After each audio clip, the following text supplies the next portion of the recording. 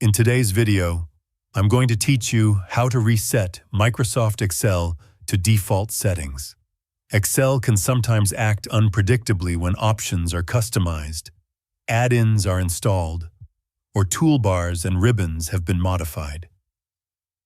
Resetting Excel to its default configuration can resolve these problems and give you a clean, fresh start.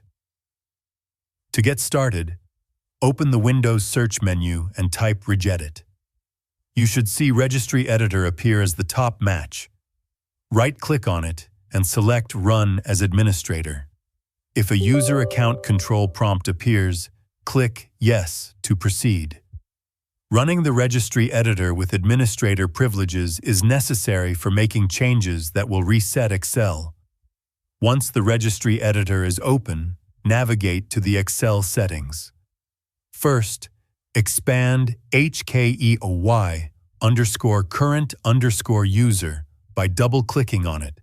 Then, do the same for the software folder. Next, locate Microsoft and expand that folder, followed by Office. Within the Office folder, find the version of Excel that you are using. Right-click on the Excel folder and select Delete, then confirm by clicking Yes. This will remove all personalized settings, add-ins, and customizations, restoring Excel to its original default state. After completing these steps, close the Registry Editor and restart your computer. When your system restarts, open Excel.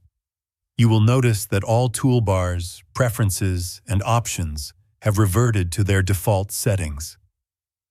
This ensures you are starting with a fresh configuration, free from previous customizations or modifications. Resetting Excel in this manner can help address a variety of issues, including unexpected crashes, slow performance, or unusual behavior. It is always a good idea to back up any important files or templates before making changes, so nothing important is lost during the process. Keeping a backup ensures that you can restore your previous settings if needed.